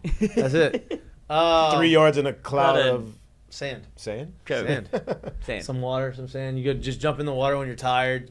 Rinse off a little bit. And toes in the water. Toes in the water and the sand. Ass in the sand. Cold beer in my hand. There you go. Sing it. Who's that? Tom Petty? I think it's Michael Jackson. Yeah. That's what it sounds like. But you got Penn State, Ohio State this weekend. Big one. Big one. noon. Big noon kickoff. Top 5 matchup. Should be entertaining. There's some. Look, South Carolina has A&M over at home, so A&M is going to South Carolina. That's not a guarantee either, right? But let's say A&M does take care of business over there, does their thing, and wins out and ends up beating Texas last game of the season, and LSU wins out. LSU gets an opportunity to beat them as they have a rematch with them in the SEC championship game, with a chance to have a bye in the playoffs. Yeah. So with all this being said and all of the flaws that we feel like LSU has, I tell you what, they're right there. That would be the most ideal situation of a SEC championship matchup that LSU could ask for in this season. Yeah. I think LSU matches up so well with what Texas A&M does. I think they'll be more prepared to do what they need to do against both quarterbacks in that situation. I would love to see them win out and A&M win out, and they play A&M. And I want to see Nussmeier with an opportunity to redeem himself, right? Because you know that he wants that. He wants an opportunity to go out there and do what he did in the first half, but do it for the whole game, right? And go out and dominate. And hey, we're up 10 points, and we have an opportunity to go and extend the lead and extend the lead, right? Get the special teams fixed, get the snaps, whatever was going on with that debacle, getting that fixed. I'm excited to see who gets the. But if they both went out there, and I don't know what the math is if A&M loses to Texas, right? Like, does that mean A&M and Texas are in the SEC championship game? Like, because I think part of the tiebreaker, and I think part of the reason why LSU was going to make it there, if they went out, is strength of schedule. I believe that there was a reason why, because you have Georgia at 1 loss, and I mean, there's a lot of stuff that got to happen. There's still a lot of teams that got to play each other. Right, but they were saying if LSU wins out and A&M wins out, that's the SEC championship game. That's what they're saying. Because it is, so Georgia lost to Alabama. So if LSU wins out, LSU will have beaten Alabama. So you have that over them. So you have that over them. Who beat Georgia? Who beat Tennessee? Arkansas. And you beat Arkansas. So I think it's, there's some of those things going through it as well. Yeah, too. I guess that's right. Yeah. So I guess if Texas does win out and beats A&M, I guess it would be A&M and Texas. I don't know. I'm not smart enough to do that. But anyway, let's move on. World Series. Yeah. All right. Let's talk baseball for a minute. You go with that, Lloyd? Can't wait. You go with that? You haven't been watching it, huh? I did. Did you? Yes. The whole game? I missed the first inning, which turned out to be the best you missed inning. the best part. Yeah, I did. Best part of the You damn missed game. the best part. You missed a 2-run homer by Freddie Freeman, which Freddie Freeman's story is pretty cool. They had Rinaldi, the tearjerker. Yeah. Goes About out his there, dad. talks about a story about his dad, his son, right? I believe his Freddie Freeman's son had this like temporary paralysis for a minute. And it was just like he couldn't walk, and he was with this whole deal. And then he's supposed to make a full recovery, but for a minute there, obviously, it was very scary. I think Freddie took a leave of absence from baseball to go and take care of it. Over the summer, middle of this summer, right? Yeah. And so takes care of it. Obviously, they get good news that he's going to make a full recovery. He has to, figure out how to walk again, do the whole deal. Leg was asleep. Huh? Leg was asleep. Yeah, the whole body, not good. And so he ends up, getting back. They make it to the World Series. He's having this story, and then, there's like a moment between his dad and him after he hit the walk-off grand slam. And so, pretty cool thing. And then he's obviously as hot as can be right now in the World Series. But it's been entertaining. Freddie ain't missing many barrels right now. I can tell you that. And we need to stop throwing fastballs inside to him. We probably should just avoid he's that. hitting sliders away. He's hitting everything But right now. the last 3 times he's gotten thrown a fastball inside, there have been home runs. How about this? Let's not do that but let's just tell the truth too. How about this? I mean, I get it. He's got Teoscar Hernandez behind him, but Freddie's on one leg right now. I'd rather just put him on at this point. Yeah, he ain't stealing. Shit, he ain't running. No. Just put him on. Speaking of not running, ooh, Giancarlo Stanton. I've never seen. I don't get it, dude. Like I'm gonna be honest with you. Why are you sending him? I don't know what his body feels like. I do think it was a risky sin, but I've never seen someone that physically is in such good shape that just does not run well. It's the weirdest thing. I've never seen anything. Coach, like he that. is a Greek god. Never seen anything like that. It'd be one thing if you were just like a huge dude, but it wasn't like shapely or it was like sloppy. And he's got those jerseys tailored. I would get it, dude. I would understand. It's the weirdest thing. I've never seen anything like that before. Yeah, I don't know. He does not move well. No. And now he's been hurt. He's had a bunch of injuries. And he was athletic when he was young, so I just don't. I'm like wondering, like, what does his body feel like every day to where it goes, where he's there now? And he because he ain't that old either. Yeah, and he's had a bunch of knee injuries. He's had a bunch of injuries. Now you go look at flip side. You go look at Aaron Judge. Aaron Judge is 6'7", 280 pounds, playing center field. He's running just fine. Yeah. Right. So yeah, it's hard to watch. It hurts me to watch him. Here's run. a question, because they've been talking about this a lot. Do you think Aaron Judge is back? Like, do you think? Do I think he's back? Yeah, like he was going through it. Yeah. And got a hit last night. Do you think he's back yet? Because I don't think he's there yet. But I'm not exactly sure that he needs to be there. He doesn't need to be Aaron Judge back. He needs to be good. He needs to be okay. He needs just good. Right. And I think that's kind of weird because you know how the progression goes. You go through the slide, you're not very good. Then you start getting some sanity hits where there's still top spin and stuff. You're not really actually driving the baseball. I think he's right there. You'll see that today. If he can, if you watch him see this barrel some balls up and hit some, maybe hit a homer, to the double, middle of the field or something like that. Then that's when I'll look at it. homers. Yeah, then that's when I'll start looking at it like, oh, okay. But when I see him like barreling up balls with his top spinning and falling in front of the left fielder, to me, he's not there yet. But the takes are softer. He had a long at bat where he walked yesterday as well. 0-2 to walk. He's getting back closer. I just don't think he's there yet. And I don't think he actually needs to be there. Obviously, they would love him to be there. But if you kind of get some of those other guys stepping up behind him, but if he gets there, yeah, it's a different story. If he gets there, the Dodgers, I don't want to say they're in trouble to lose a series, but if he gets there, it's extended. The series will be extended because now him being there puts a different mindset on those at bat. I mean, that doesn't really change the mindset, honestly. The mindset's still there because they know at any given point he can come back. But that helps out Soto, right? If the bottom of the lineup is doing what they're doing right now, which they did last game, they're carrying the team. They're going to do it. You have Torres, Glaber, hit the home run last night. So, like, nail in a coffin. You have some things going on right now on everyone else other than your superstars that are encouraging. So if he gets right, this thing could get extended a couple more games, which is great. Great for baseball. I mean, what's funny is that this thing was billed as Dodgers, Yankees, obviously, like the two biggest probably markets on East Coast, West Coast, and it was Shohei and Judge, neither of which have performed well. Right. And it's been other guys. It's been Freddie Freeman, who's also MVP.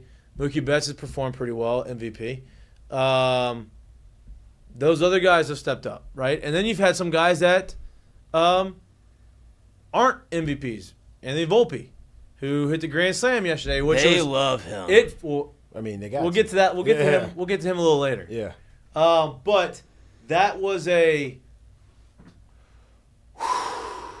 moment for that team because they've had opportunities over the last 3 games with runners in scoring position to drive guys in and to kind of get them over the hump, and they haven't done it. Big players, MVPs, all those guys haven't done it. I don't know about you two. Like, so when I watched that game, I don't know. Did you see him on second base mess up the ball that was hit off the wall in center field? By the way, Who? Volpe. Oh, yeah, the tag. So, yeah. It's crazy to me that I don't know about you, but for me too, I think the 1 out, no out rule is taught so confusing as a young instead of understanding it just really simple. Like, hey, no outs, my job is to get to the next base. 1 out, my job is to score. And just to understand those two things. So, like, this ball's hit the center. It's very obvious that the center fielder is going back, that he's not camped. It's very obvious that it's going to be a bang-bang type of play. Yet he's standing on second with 1 out to where he can't score. And instead of understanding that you keep getting space far enough to where if he catches it, I can get back. If he doesn't, I can for sure score. And understanding those two things. And I think it takes so much time for a lot of kids to kind of grow into it and just get to the spot where they understand that. It didn't hurt him because he ended up having a great game last night. But at the time, it was like, what on earth is he doing right Well, now? and they kept saying, so they ended up getting him in, that was the next thing is like, all right. That run, you had to score. Had to. You had to score. And I was like, are they not going to? Because 2 things. I understand what he was trying to do, right? Like, I understand what Volpe was, because Volpe is the Yankees' worst base running team in baseball That's this year. because of Giancarlo. Volpe, though, is their best base runner, right? Yeah, but that's the point, and that's what I'm saying. Like, understand what he's trying to do, but that's not your job. No. With 1 out, your job is to score. So how do I score right here? By making sure that I'm somewhere No to doubt. where when this ball falls, 100%. I can score. But if it doesn't fall, I need to just be able to get back to the bag because that's not my job in this situation. 100%. So I think, like, as a lot of younger players, they struggle understanding, like, it's a clear-cut rule. No outs, I just need to get to the next bag. 1 out, my job is to score. That's what my job is. So wherever this ball is, my job is to score. Yeah, because if you tag up, you get to third base with 2 outs. You want to get to third. You want to be at third base with less than 2, right? So he did what he thought was right, and then he didn't do it right. He did it right, then didn't do it right. Yeah. But my whole thing is reading that and the ball off the bat. And I know it's easier to say when you're watching it on TV, but Kike had really no chance of catching that ball. But he can't. Here's the deal. You take off. Oh, no way. This is reading. He ain't catching it. And all of a sudden, Kike Can't take off. Yeah. makes Can't some take crazy off. thing. Now you're doubled off, and everybody's like, wow, this sucks. But he ends up getting to third base, ends up being a second and third with 1 out, and they get him in. Huge run to score him. But Smoltz kept saying that it was going to be a triple, it was going to be a triple, it was going to be a triple. Maybe. I don't know. That was a catcher running, right? Yeah. And the ball did bounce off, but it wasn't like it bounced off super far. Like, Kike got to that ball pretty quickly. So I'm not so sure that it would have been a triple. Maybe. I didn't get to look at the replay close enough to see where he was at and where the catcher was going, but they got the run in, right? And I think Smoltz's point was, had he scored, they would have scored 2 runs on the ground out instead of 1, which I'm not so sure that would have been a triple though. Yeah, I'm not sold that would have been a triple. I just know, and that's once again, like I remember, like this is places I got to like later in my career. Like I can remember if I was on first base and it was no out in a situation, and let's say for whatever reason I got the red light and I'm not gonna steal, I would always still take my lead at first base at the back edge of the bag and not right in the line, knowing that my job at this base as a base runner right now, especially as someone who can run, is not to break up double plays. Would it be nice if I can? Yes. But that's not my job. My job is if a ball gets in the gap, you got to score. Right. Because that's who you are. And so it's understanding what is my job right here? Not what can I do, what little things. Like, obviously, I'm not going to take the lead at first in that situation all the way back as like standing next to the second baseman or the first baseman. But I wasn't going to take it right in the line when I'm being held on, knowing that if a ball gets through, I need to be 2 bases right here. And it's starting to understand those things. And I think that's something where as he grows in the game, he's going to start understanding those things. Your job is not to worry about what the catcher's doing and or doing something else. My job with 1 out right now, score. If there's an opportunity to score, I'm scoring. That's what it is. Series is 3-1. They got Cole on the mound. Hey, we got Cole tonight. We got Cole tonight. Let's see what happens. You win game. This two. is what they paid him for. I mean, let's You be win honest. game 5? Hey, when they pay you as much as they pay Garrett Cole, they want you to make a start every 5th day, but this is what you're making money for. Here's the deal. So, Garrett's last start, great. Took him out 88 pitches. Yeah. Think they do that again? I hope not.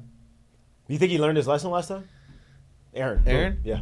I mean, you'd imagine, but Aaron Boone's been doing it a long time. You shouldn't have to do that to learn your lesson. You know what I mean? But recent scars can really make you start changing your mind. I If mean- I got burned on the stove 2 days ago, I'm probably not gonna go back to the stove and put my hand on it when it's hot. So that's the question: is he gonna do that again? Listen, if Garrett Cole is throwing like he did last game, and he gets the first sign of trouble in that same situation, I think you gotta let this guy get out of it. Like you gotta let him have an opportunity to get out because you paid him $300 million. That's what he's there for. Yeah, I agree. And no, but that's a different thing too. If the first sign of trouble comes in the 3rd inning, or if the first sign of trouble comes into the 6th. Deeper in the game. Yeah, Deeper exactly. in the game. There we Deeper in go. the game. And So, obviously the score of it all matters too as well. But I'm with you. if you're in that same situation that you were in game 1, exactly. You let him I out, understand you like the let mindset of him at that time probably was game 1. We're on the road. Let's steal one. We need this one if we're in this situation. Let's not just give away a run. But that's why you pay dudes like this, is to be able to come through in situations like that. So if it arises again tonight, you would hope that you're still not making the same decision. yeah. We'll see. How much faith do you have in Garrett Cole? I got a lot. I mean, he's good. He's good, man. He's good. He's not one of them dudes that I think He ain't gonna get rattled. Yeah, he's not one of them dudes that I think they Cole paid. Garrett. Not gonna get rattled. Nah, he's not one of them dudes I think they paid. I'm like, he just ain't. Well, really. I'll just bring it up because he's one of the guys that you kind of saw a little bit of performance fall off after the spider tag situation. Right, but then it's come back up. It has. He Back won the up. Cy Young last year. Yeah. I don't trust him in big games. He won, but he pitched great game 1. Pitched okay. No, he pitched great. No, he pitched great. He pitched great. Pitched okay. He pitched great. You want to go pull up the line? No. It was great. He pitched great. And I know he's not. I know you don't love. Like he's not that likable of a person watching him. But he is. I mean, he won the Cy Young last year. He's putting him. He's going. I think he's going to have a really good outing. Now He's 34? Yeah, he's Ugh. nice. I guess Number 1 that overall pick at UCLA. 2011. 6 innings, 4 hits, 1 run, 1 earned, 4 Ks. I don't think that's dominant. What do you mean? Give up 4 hits, only give up 1 run. What is dominant then? Like, what would you need to do for it to be dominant? You need him to strike out 10. I'd like to see you go more than 6, but Well, I guess that's they not wanted- his fault. Yeah, I know. I mean, it wasn't his fault. Interesting How many way. runs did he give up in 6? 1. So, 4 hits. how many pitches did he throw through 6? Went 10 innings. He didn't. Yeah, I know, but how many pitches did he throw? It doesn't have 80, it. 88. It was 80 something. Yeah, it was 86. That's or dominant, 88. coach. I'm gonna tell you, dominant, that's yeah. dominant and efficient. This is what that is. Yeah. I mean, here's the deal. At this point in the season, Ace can throw 115.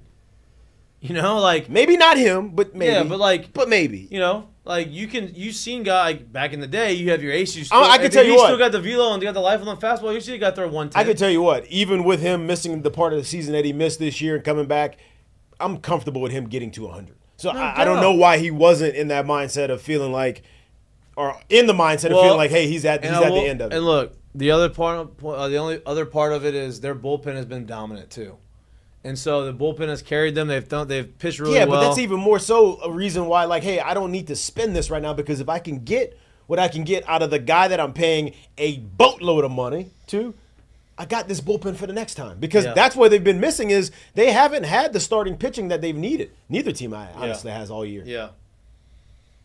We'll see. You know what's crazy is Mookie played short for majority of the year. Uh-huh.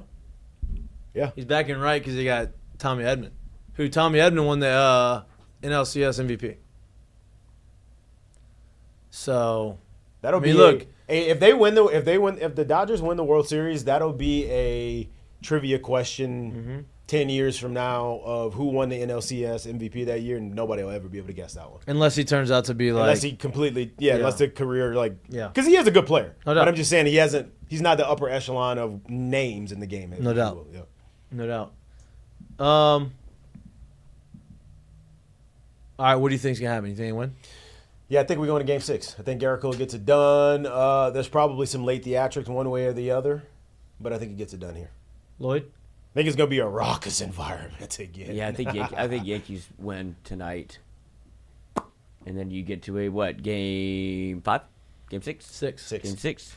6 and 7. The Dodgers 6 win. and a possible You think, 7 you back think to Dodgers LA. win in In 6? yeah. You think you got Dodgers in 6? Yep. This This will be a fun one, though. I appreciate the environment the Yankees are trotting out there. No doubt. No doubt. I think the Yankees win today, too. I think it's going to be a tight game up until about the 6th or 7th, and I think the Yankees kind of pull away with it similar to like they did last night. I'm not saying it's going to be 11-4 or 11-3, whatever it was, but I can see them winning by more than a couple runs. But It's 1.5. let's play it. Put a little bet on Judge at home. No. No? You don't love that? Ohtani first homer of the game? Missed him. Missed it. Popped him up. Missed him. All right, let's get to Ask Mikey and Mitch. Giancarlo Stanton stolen base? No. What is those? What are those? I odds? wonder. Yeah. The odds no are shot. not good for you to win. I still can't believe. Like, first of all, there's got to be one part of your Hey, brain. goodbye MLB refunding those fans though. They didn't steal their money. They banned for this game, but they refunded their money. Oh, that's nice. Yeah, it's good for them. It's probably expensive tickets. Yeah, you're looking at $1,500, $2,000. Yeah, for those are sure. expensive tickets. But I still can't get over this. Like, we'll get to the Ask Mikey and Mitch here in just a second. But riddle me this. Okay. First of all, if you're the third base coach, why are you sending Stanton? Because he's clearly done this for the last 5 years, where he just chooses either he can't run or he chooses not to. And is there not one part of your brain that's like, maybe I need to fucking get up and get going here? It's the World Series. Well, he may not be physically able to do That's that. what I'm saying. I don't think he was chilling. Can I he just think was- not run? Yeah. I think he was giving you what he had. Yeah. Yeah. And it's been pretty well documented. It's a terrible look. It's been pretty well documented through the year. You're not getting much more out of it. Well- But what I do think the third base coach was doing was, bro, they haven't swung the bats well. I Right. think they were trying to find any kind Make of the spark. throw. And let's be honest, it took a perfect throw on the money to get him. And if you don't have that, you score. And I think that jump starts what they were trying to do. It's a gamble. They lost it. The slide was bad too. It's just so I just couldn't imagine because in my mind I thought he was tempering himself. I can't go 100% because something bad might happen. If that's as fast as he could run, he's station to station. He is station to station. No, But he he's just would have sent him he's- from second to home. Once Oh, again, but you it's got- the World Series, yeah. and you haven't been scoring runs. So it's we haven't been scoring runs. We haven't been getting hits. Are we going to bank on us getting another one? I don't think that's what they were doing. I think they said, hey, maybe we jumpstart this thing right Or here. maybe We he can runs we can score. 100% from Bro, third he is base. running 100%. He doesn't have anything And left. Go watch him throughout the year. Well, here's the deal. I think here's the other conversation. His 80% is the 100% because if he goes 100%, he's very liable to rip a hamstring again. Or they need him in the lineup hitting homers more so than they need him trying to stretch to get extra bases right now. So just don't do it. It's just bizarre. Just don't do it. You know what I mean? Not an ounce of fat on that man. No, he's a freak show. All right. Ask Mikey Mitch. With that said, let's get to Ask Mikey and Mitch. Let's roll it. First one up. These are all from Twitter, then we will get into the chat. Put your questions in the chat if you've not already. I know my boy Fonz is in there. He is everywhere when it comes to Ask Mikey and Mitch. Thank you so much for your service. Yes. Stan! The man. The man. Stan. Yankees, clean inning. Get out of there. Clean. Haven't Not done that in sure a if couple you. games. Oh, do we want to do this one? The first one that we talked about pre-show. Say it, and we're gonna set the precedent here, and then we'll move on. Ask Eminem. Not sure if you guys have talked about it. Have y'all been to any fall baseball scrimmages? If so, expectations going into the season. What players have caught your eye? Have LSU not. baseball. I have not been to any LSU baseball scrimmages yet. I do plan on going. I would like to go on Sunday to watch Chase Shores throw. But with that being said, I can go to the games or I cannot go to the games.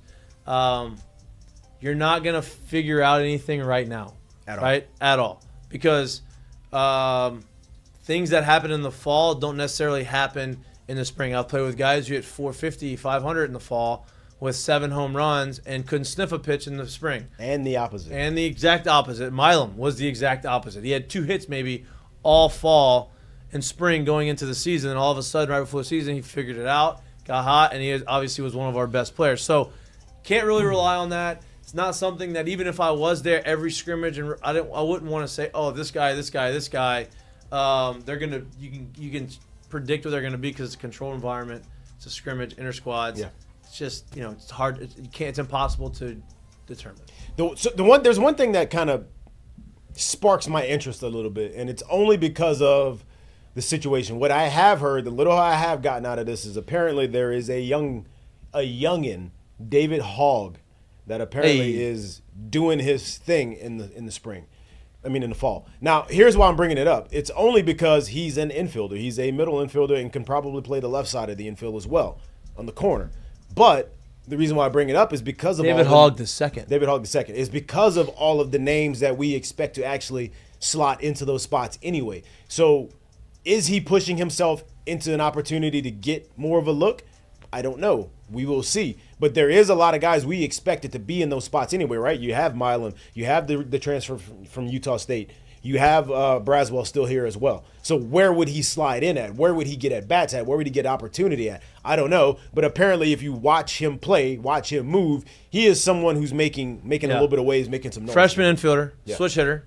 From Texas. From Mansfield, Texas. There you go. Yep. He was number 1. He was number 21 shortstop coming out of high school, number 79th rated high school player. Obviously super talented and has put together a pretty impressive showing so far. Mm-hmm. Right? And it's early too. It's early. Right? Like, how many at-bats do you think they have? I never went through a fall. How many at-bats do you think they have right now in these fall scrimmage situations? Maybe even live ABs. Like, how many at-bats do you think they have right now? If you had to guess, just something. Like really, right now, or something really? No, like right now, like something really rough. They finish in like a month, right? So they've only been scrimmaging for a few weeks. They're at least up to 10 or 11 scrimmages. So 50, 40 at-bats. They've probably got not even. No, because they got too many guys. Yeah, Like, you're right. Yeah, they've probably got 25 at-bats right now. And that's what I'm saying. So, like, at the end of the day, like, what are we able to tell with 25 at-bats? So it doesn't really matter if someone really goes out there and has a great day. I don't think this is the appropriate time to be like, he's a guy. If you look at the end of the fall and you've got 50 at-bats and somebody goes 20 for 50, it's pretty good, right? Like, that's what we call 400. Yeah, like you're raking, but that's only 20 at-bats. You can go 0 for your next 15. That's only 50 at-bats. It's only 20 hits. That's only 20 hits. It's only 50 at-bats. So, like, you could go 25 for 50, and that's a great 50 at-bat stretch. And so it's not enough. Sample size. The coaches see it practice how they see different things than we're seeing just on the field. Well, yeah, and I think you could even the best test case for this is Milam last year. Like, I don't think Jay Johnson thought at this point last year that Milam would have been a absolute stalwart in your lineup. I don't think he was going to play. Yeah, he wasn't at this point. Right, that's what I'm saying. So that's where you see it's hard to put a lot of stock into it because you don't know. Yep. But switch hitter, middle infielder. Ball solid. A lot of competition. A lot of competition, which is a good thing. If someone like him is making some noise and he's making a name, it's a good thing for the rest of that lineup. No doubt. Because the cream will rise. No doubt. What? Next. Duval. Andrew. Ask him. I would assume after Bama saw the film at A&M, they'll run a lot of zone read. I would assume you would imagine going to do it already, but yeah. Do you think this defense figures it out, or will we see it happen all over again with Milbrow? You answer first? Yes. Guys, be calm. Relax. Tranquilo. If you go back and watch the film from the game, this was not oh my God, we've never seen this before. We don't know how to. They literally, I will keep saying it until I'm blue in the face, and I don't care if I'm wrong, because from what I saw on film shows me that you were not planning on having to stop this. They're not going to play it the same way. They just won't. Right. They're going to be more prepared. They're going to be more prepared. Do I think that we're going to see it? Yes. We're going to see it from Alabama, right? We better see it from Alabama, because that would be bad coaching on their part. That's part of their game. Right. Right? Now, are we going to stop it? Yeah. I think that we're going to be better equipped to stop it. Does that mean they're going to run for 30 yards in the game? Probably not. But, yes, I think that we will be able to defend it.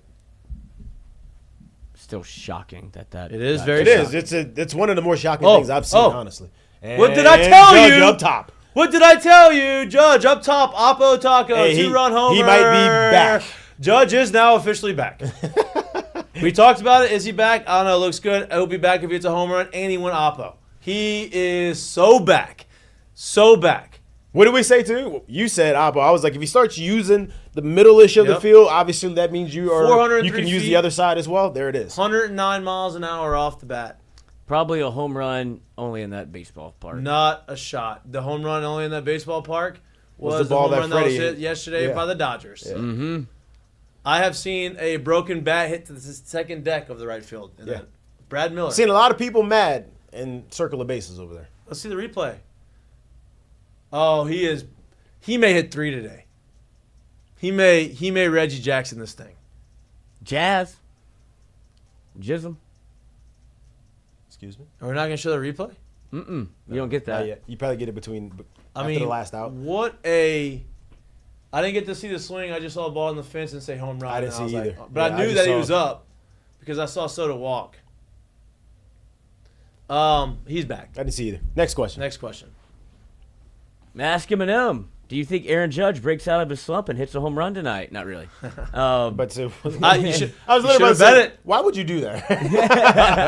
Hey, but you have to admit, I am pretty good at that. You're great at that's. Remember how bad we were at gambling? Well, you were at gambling in college football and the NFL, and then we were like, NFL. Yes, and then we were like, Mikey, let's get back to what you know. Let's get back on the baseball train, and then you did it, and you were doing things like that where you were calling homers left and right, and then you back-to-back jacks. Jism. Jazz got him too. Yep. It's a party in the Bronx tonight. I told you, offense is feeling themselves. They are going goofy right now. Yeah. Nobody has a more wild trip around the bases than Jazz. Everything he does is a show. All right, next. Wow. The guy got his glove just in case. Man, being a grown man and bringing your glove to a game is wild. Next question, dude. Give me the question. Ask Eminem. Have y'all watched any of Trevor Bauer videos and seen him break down his pitching outing? And if so, do you think college coaches attack a lineup the same way, or is it just an MLB style of thinking? This is Trevor Bauer, who live streams essentially himself pitching and has like a microphone on. And where is he? Mexico or something? Mexico. It's interesting. Have I seen? Wait. He's live streaming as he's pitching? Yes. He's talking through his pitches. I have not seen it, no. So I have pretty cool. I haven't watched the clip. I know what you're talking about, but I haven't ever watched it. So I don't know.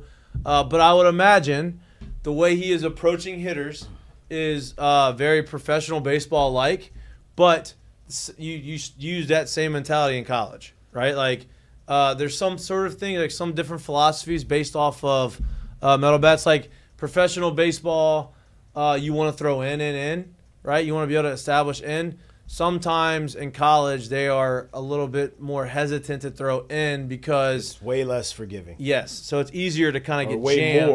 Way more forgiving in college than it is in professional baseball. Yeah, I would also think too. You got to remember.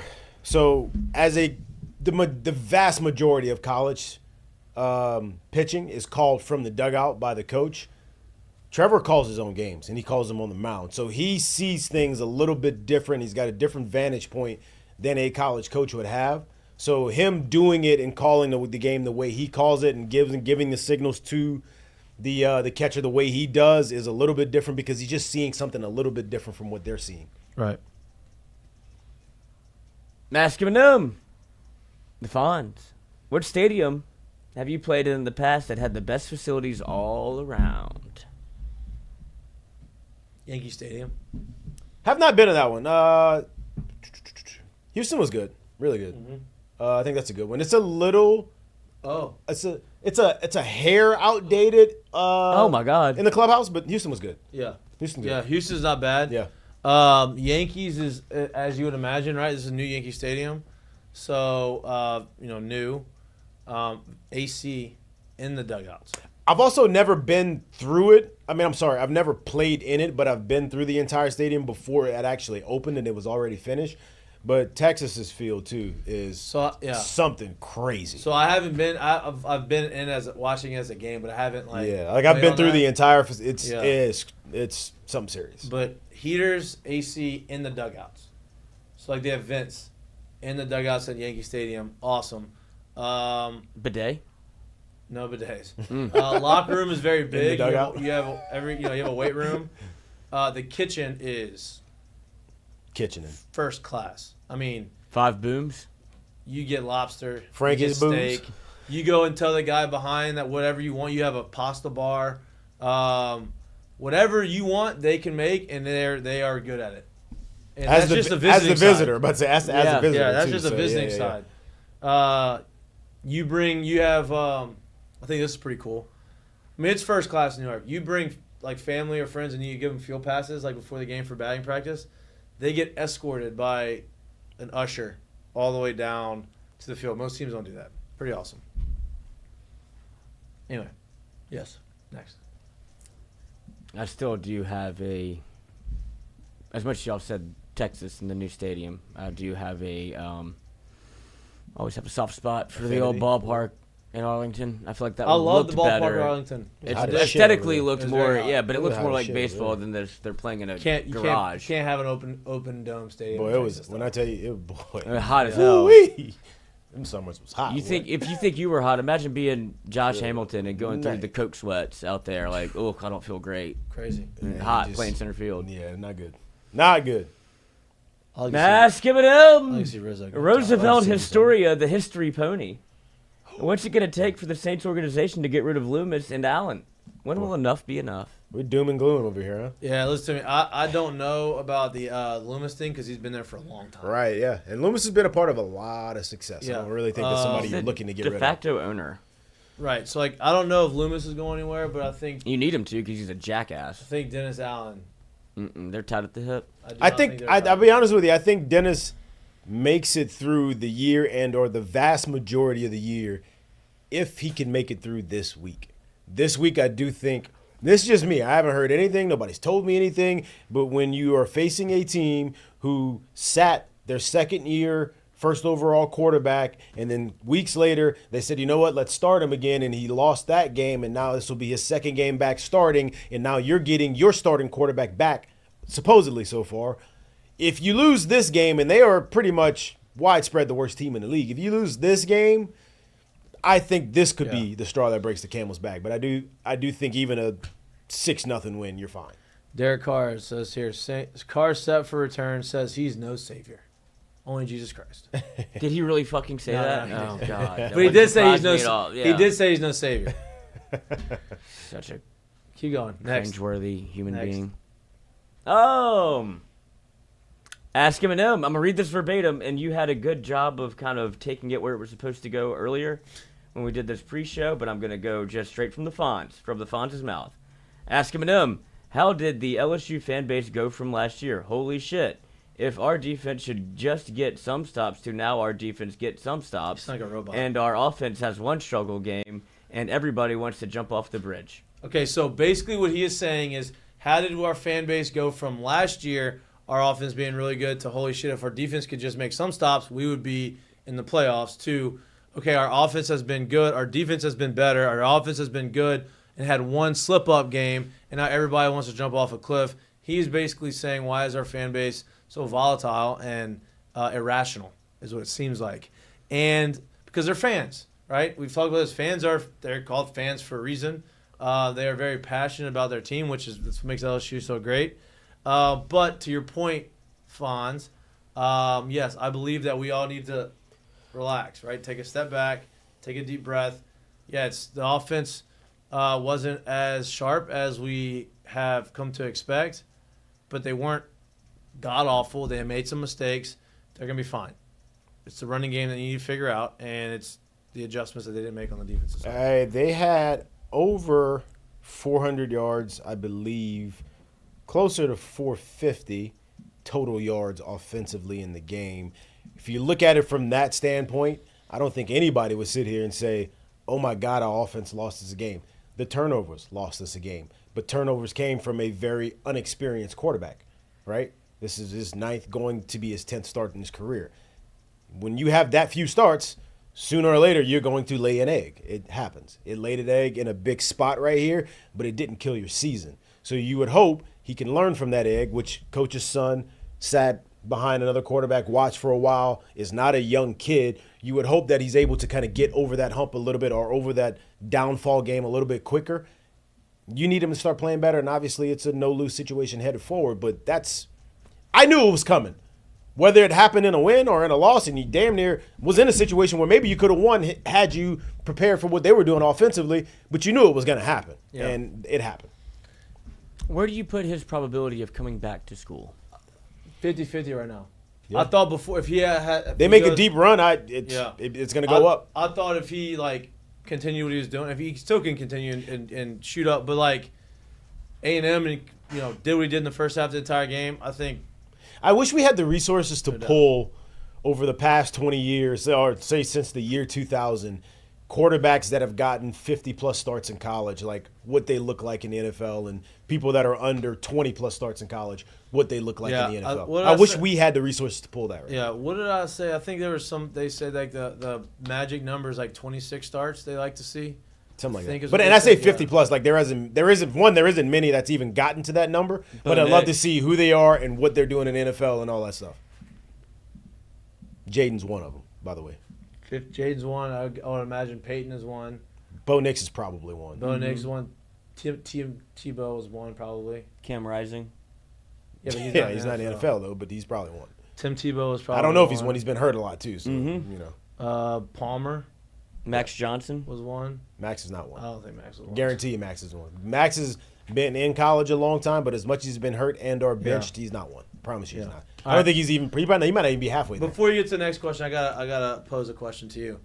If the Yankees somehow make this magical run and ends up winning the World Series back from 3-0, do those guys that ripped the ball out of Betts' glove become a statue and like legends? What do you mean if? I think they are already that. No, but if they go it's going to be a story that everybody talks about, right? Like, and fans are going to love them. But if they come back and they win the World Series if they from go first around time, and win the World Series, I think you'll be able to find like murals and like legit in the nicest restaurants maybe in New York. They're not paying for a meal. No. Where you will find that still shot of the dude prying the glove open and the other dude grabbing his hand. You'll find paintings. You'll find everything of that situation. 100%. Yeah, agreed. All right, next question. Which would actually be a pretty cool story. Awesome. I want that. But great. Yeah. It was shocking behavior. I've never seen anything like it. But I loved it. I mean, I don't condone it. I do. Not, Very of course funny. not. I do. That's the complete opposite of Bartman. Yes.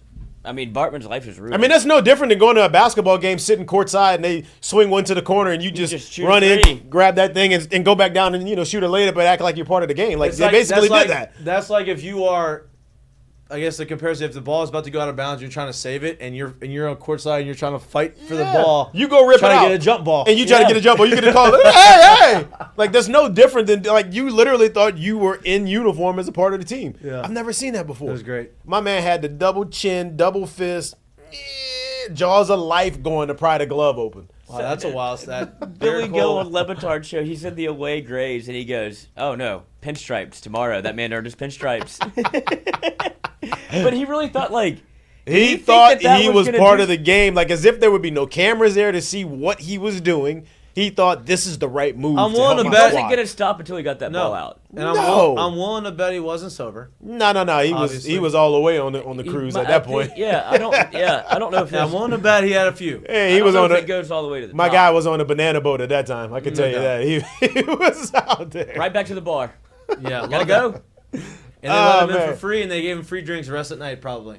Oh yeah. Yeah. Oh yeah. He was He was at Barstool today. Was he? Mm-hmm. I love that. In the New York office. Oh my goodness. All right, next question. Do we have any in the chat? Are we done from the? No, but I want to get this one in from my boy C-Dub225. Ooh, Jesus. What you got in there? Mikey. Hey. He goes, I feel bad because I only asked Jared a question last week. This one is for you, buddy. Oh, thanks, bud. Mikey, take me to the story in Game 3 of the College World Series when they came back from the commercial. You were in center field on the ground with the trainer around you? Oh. Was that Game 3? I don't know. I think that was Game 1. Story time. Dehydrated? I had some cramps. It was very hot. Did you, or are you giving us a Richardson type situation? Oh no. Okay. No, I ain't tapping out. I had some. I believe it was Game 1. I had some cramps. IV? In that day, that game was super hot, and I finished out the inning and came back in and got an IV that in between innings and felt like Way better. $1 million. I grounded into a double play instead of striking out, which was great. I made contact for the first time after that. It was awesome. Nah. And then he doubles down. C-Dub's back. Lloyd. Was it game 3? Also have Mikey take me through that single in the extra innings that gave us the lead. What does he remember about that at bat? I remember a lot about it too. I remember a lot about it. Okay, so I had struck out 3 times. Yeah. My first 3 at bats. Were they good at bats? No. No, the slider was getting me big time. No. No, wasn't good, right? Please stop throwing that thing. Yeah. Game was moving pretty quick Yeah. at that point for me, right? Freshman. That's That a big happens. moment. And That I happens. before that, I was hitting like 400 in the World Series. I was feeling great, and then, woo, 3 bats later, not doing great. I don't know if I know how to play this sport. And so, not great. And then I go through the IV, and then I come back, and I hit a hard 2-hopper to the second baseman. Like I'm saying, well, I did it on the barrel, hard 2-hopper to second baseman, grounded into a double play. Never been happier in my life. 1, because I didn't strike out. 2, because I actually felt the ball off the barrel. And I was like, okay, maybe we got some things. Now we're losing at the time. And then we get into the 9th inning, or maybe it was the 10th inning, and I got runners on first base, and I get a single to the right field. The ball was almost out of the other batter's box, and I somehow reach across, ass out, and just barely dribbles through. Toe poke it. And boy, that gave me a lot of confidence. Oh, okay, I got this thing out of there. And so 11th inning, there's 2 outs, runners on first and third, and they bring in Brandon Workman, who pitched in the big leagues for a while.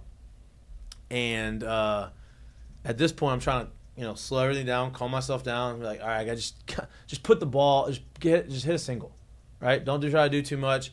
Brandon Workman's pumping 97, 98, and I am about to kill everybody in our dugout because I can't catch up to it. Foul ball over the dugout, foul ball over dugout, foul ball over dugout. And he throws me a breaking ball, which is his best pitch for a ball that I take. And for some reason, he decides to throw me another breaking ball, and he throws it over the plate, and I base hit up the middle, and it worked out. He throws me a fastball, I'm cooked. Couldn't catch up to the heater. Started trying to get down earlier, and he just played into what you. The only thing you could hit at that point, he played into it. My foot could not get down any earlier than that. That shit is so funny when you actually watch it. Like knowing, because I've heard the story before, and then when you watch it, like with that in mind, foot is down. He stepped in the bucket. Down. It is ready to go. It is legit, real life game speed pepper at that point. And it worked out. If I did anything, I got my foot down. And it worked out. Yeah. And it worked out. I was battling. That's what they say. Sometimes if you don't have your best, you just figure it out and grind your way through. That's what I did. Next question. Appreciate that. Thanks. C-Dub. C-Dub, appreciate you. Either good memories or he relived a good memory recently and saw it. Mm-hmm. Good question. Good question. Ask Eminem. If you were playing nowadays, what would be your dream NIL company? Not money, just the company. That's a good one. Dream NIL.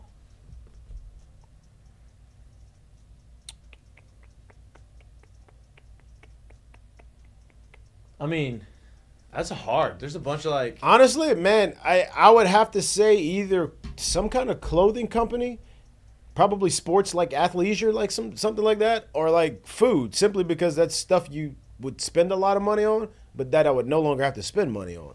I would probably go something like that. Wouldn't mind a badass like car deal. Not just getting a car, but like dealership like is paying you to do ads. I mean, like a national, that'd be great like a too. national thing. You know what I mean? Like, hey, you get your car, I'll give you money. OnlyFans. What? OnlyFans. That's a car? They don't make cars. I don't know if that's. Yeah, they don't make cars. Oh, they do stuff in cars. They don't make cars. No, I was just saying a dream deal. He make said, so much he said like money. a car company. And Yeah. You somehow got there. I don't know how you got there. I don't know how you got there. I was thinking of my dream NIL That doesn't, company. I'm about to say, it doesn't sound like you were thinking about cars. That's for sure. No, I was not. It's apparently it's like it's not Americans that are paying for all of this. It's crazy. Like who's paying for all the OnlyFans? Like you see Karina Kampf, whoever that girl is. She retired from OnlyFans, but then she's like, I'm building a house, so I'm picking it back up. She makes $350,000 a week. I don't know who that is. I don't know what that is. She's just a hot girl. $250,000 a week. That's crazy. And she's like, I don't know why I retired. I'm back. Wow. Good for her. Good for her. Ask J. Mitch. Hey. Do you have a favorite memory of Coach Baggs? Rest in peace.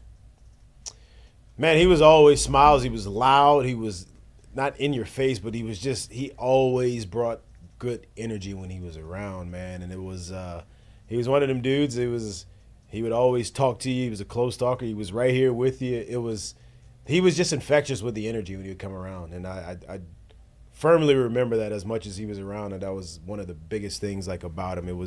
You knew when he was in the building. Mm-hmm. Let's put it like that. Mikey, any experience? No?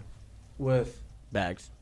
I think it's just football. I've met him a couple of times. Yeah. Not the experiences that he has. But every time I've been around him, he was like a ball of energy, and you always felt good being around Felt him. very LSU. Yeah. Yep. Last one here, Trey Boudreaux. Ask him. With Cortez still coaching the receivers, how come this current squad struggles to catch 50-50 balls so much? Well, that's not. I don't really Cortez's think that's a coaching thing. I'm just asking the question. I'm just answering. Yeah, I don't really think that that's a coaching thing. I think that's think about the people that you know that are good at catching 50-50 balls. What are they? Big. Fucking Explosive. stars. Yeah. They're dudes. Straight up dudes. Doesn't matter if they're big, small. I can think about somebody like Devontae Smith. He ain't big. Right. Star. Yeah. AJ Brown, big. Star. Right. Like 50-50 balls are dudes that are they just got that extra whatever it is. And the ball skills obviously through the roof. So I don't really think that ain't I can tell you this. When we go through game film and we're watching guys either make catches and or not make catches, and you don't catch a 50-50 ball, it's not, hey, if you would have gotten here and did this or maybe hey man, make See the ball, catch. give ball. Make the catch. Yeah. Ball hit, hang, make the catch. That's Agreed. pretty much where the conversation is. Yeah. There's little things you can do as far as for tracking balls in the last couple seconds and doing stuff, but it's make the catch. Yeah, it's not a coaching thing. It's a player thing. Yeah. And you get that with either – what was that? You saw that? Yeah. What was that? I prefer not to speak on it. Okay. I was like, what the heck was that? It came off hotter than I thought. Oh, yeah, it did. Almost hit the roof. No, that's a player thing, and it's not that we don't have the guys capable of doing it. It's just something that you get better at, And Chris Hilton is why Chris Hilton, but I he's figured rusty. that too. But he does his But first game. if you're referencing it, we kind of talked about this on Monday. If you're referencing Chris Hilton in this situation, well, a guy hasn't seen live balls like this and played like this in how long? Yeah. It becomes different. And then you can sit and say, oh, well, he practiced this week. Yeah, that's fine. You get the practice where there is no stands, there is no any of this, Lights. any of the other background, the lights and all that stuff. It becomes different. He hasn't done it in a long time, and that's part of the reason why it is the way it is for him right now. No doubt. Is that it? That is it. Oh, that's all we got from Ask Mikey and Mitch. We appreciate all the questions. As always, Ask Mikey and Mitch is brought to you by our friends at Mead Heavy Civil. Mead Heavy Civil specializes in land development, infrastructure projects across public works, residential, industrial, and commercial industries, from coastal restoration and large-scale excavations. I can't ever get that word right. Excavation. To solar farms and oil and gas pipelines. Mead is the powerhouse moving Louisiana forward with complete start to finish construction expertise. Visit meadheavycivil.com or give Kiefer Sanders a call at 985-518-6774. Cool logo, too. All right. Let's get to our seggies. Mistake of the day brought to you by our friends at Dozy Place. What you got, Lloyd? There's a lot of options. Yes, but this one is off the beaten path. Already out the As already. I feel like we talked a lot about the baseball, and that's obviously, wouldn't even call it a mistake of the day. It might be a curtain call because electric. Yeah. But mistake of the day. Tell me how much this is. I'm going to put it on the screen here. How Google much? was fined this much money by Russia. By Russia? How can Russia fine Google? You know? One of those things. How does that work? So I'm going to... Russia fined Google. It's this much money. Okay. Oh, you don't even fit. What is that? A lot of zeros. Okay, anyway. It is 2 undecillion rubles. $2.5 decillion worth of fines in Russia after years of refusing to restore the accounts of pro-Kremlin and state-run media outlets. The RBC News website reported on Tuesday, citing an anonymous source familiar with court rulings against the tech company. According to the RBC sources, Google began accumulating daily penalties of 100,000 rubles. I don't know how much a ruble is to a dollar, but it doesn't sound like a lot. It can't be a lot because that's a lot of rubles. That's undecillion seems like. How do you spell ruble? R Okay. U Okay. B L E S. Rubles. Rubles to USD. 1 ruble is 10 cents. Ah, so not a lot. So it's a dime. It's a dime. Undecillion is a number equal to 1 followed by 36 Wait, no, zeros. not 10 cents. Oh, no. 1 cent. It's It's a penny. 0.010. It's a penny. United States dollar to a ruble is sounds like- 0.01. It not even a penny. It sounds like it's a fine more on principle than it is. Yeah. Yeah.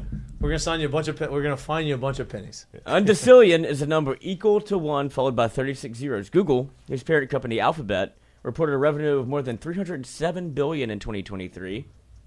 It's unlikely to ever pay the fine. I wonder what that I don't even want to do the math, but that's I just thought that was interesting. interesting. Mistake of the day. Russia finding Google. Ain't gonna happen. Never gonna see it. All right, curtain call brought to you by our friends at Perkins and McKenzie. I'm going to give my curtain. Let me start off here. I'm going to give my curtain call. We don't have the video of it. I wish we did, but it's not. I guess it is decently easy to find. I'm going to give it to Anthony Richardson. Hey, Came out. you're gonna Yeah, he did a press conference. I won't say a press conference. He did some interviews today. And they straight up asked him, and he took full responsibility and said, I got some things to learn. I'm going to sit back. I'm going to go learn. He faced it head on. He got that's worn out, and rightfully right, so, for the shit that he pulled in Sunday's game. And he took it like a man today, man. And he's got a good one that he can sit there and learn from. So someone like him, and we kind of talked about this earlier, but he was one of those guys that had less than 20 starts as a college player. Needed to learn how to grow, needed to learn how to be a leader. And he's getting a chance to kind of sit back and do that right now. So for the way that he went about his press conference today, or interview, however you want to call it, and took the onus for the stuff that he did, understands that he needs to sit back and not only grow as a man, grow as a leader, grow as a player, and do all those things, curtain call to him, because that's not easy to do when you're getting literally everybody on your ass about what you just did. Yeah, when everybody's making It'd be jokes, easy for him to be defensive about what he did. Right. Easy, really easy. For him to take it the way he did and own up to it, curtain call for that. Yep. Shout out to that. That's great. Wow. They're showing average height and weight of professional athletes. NHL 6'1", 199, MLB 6'2", 208, NFL 6'4", NFL defensive line 6'4", 291, NBA player 6'7", 216, Aaron Judge 6'7", 282. It's crazy. They still have the same weight. Like, I've actually seen him on the scale with that weight. Yeah. 282. Crazy. So I'm not sure if it's still the same weight that he is right now, but it's either it is or they're still using the weight that he's been for a long time. Yeah, that's wild. And I'm sure it's not very far from what it is either. Boy, If if it's another not one that. here, it'd be amazing. All right, my curtain call is to watching the Yankees-Dodgers game. They have a shortstop on the New York Yankees. His name is Anthony Volpe. If you don't know anything about Anthony Volpe, he's 23 years old. He is the youngest player, or second youngest player maybe, to ever hit a grand slam in the World Series. He is a New York native, diehard Yankees fan growing up, was at the 2009 World Championship parade as a fan after the Yankees won their last World Series. He is now starting shortstop for the New York Yankees, and he got to hit a grand slam, a big grand slam in the Bronx, in the World Series. Interviewed by his idol Derek Jeter after the game. So shout out to Anthony Volpe. I mean, that is a dream for him, and he's living out his dream. He's one of the better young shortstops. They pull this off. They pull this off. That might be another man that might not pay for another meal in New York the rest of his life. No doubt, which is pretty cool. New York, obviously, they might have 3 of them that we know for sure if they pull this off. No doubt. Those guys that do that stuff in the stands, like that. Anthony Volpe was that diehard kid when he was, and now he's doing it. So that's pretty cool. You get those types of stories, obviously, all the time. Not all the time, but it's fun to see it come to Fruition. All right. Curtain call. Tom Brady. Hey. Yeah, get in there. Oh, yeah. Subtle Instagram posts. No, also hilarious. Yeah, Yeah. you did do that. I did see that. Yes. But also, we've now found out after his comments about Josh Allen where Tom Brady said, "Don't cancel me," I'm quoting the man. Sometimes he played like a spaz, like a grade schooler on a sugar hop, but now he's controlled the chaos. He's like a storm coming into town, and you don't want that storm coming into this town. Tom Brady was dragged over the coals for the word spaz. I didn't know you couldn't say that, but apparently he had to issue an apology. No spaz. Wait, you can't say spaz? Mm-mm. What? Can you school me on that? Like, what is It's that? a term that is deemed wildly offensive in the UK because of its history and it's as an ableist slur for people with disabilities and special cerebral palsy. This term isn't considered quite as offensive in the United States, but it's still meant as an insult to describe clumsiness, stupidity, or physical ineptness. That's news to me, cuz I didn't know. Wow. Wow. I know. So you learn something new every day. I do. No spasms. No spasms. No spasm. Drip, drip, drop. Yep. All right. We appreciate y'all for tuning in. That's all we got for you today. We love y'all. We appreciate y'all. Please like and subscribe to our YouTube channel. If you don't like watching us, but you like listening to us, we're anywhere you get your pods. We'll be back live in studio Friday from 1 to 2-ish talking gambling. Because if you haven't heard, we're back in the winning ways with a mic'd up parlay. 5 mic'd up parlays have hit this year. All of them 3-leg parlays. All of them at plus 596 or above. So if you want to make some money, let's do us on Friday. We talk the game, talk football, talk matchups, and we have a good time. So see you on Friday. We appreciate y'all. We love y'all. We support you. We appreciate the support, and we support you. And we support you. We support you. We'll be back on. Enjoy the rest of your Wednesday. Enjoy the Spaz. game. Enjoy my spazzing, and see you on Friday. Peace.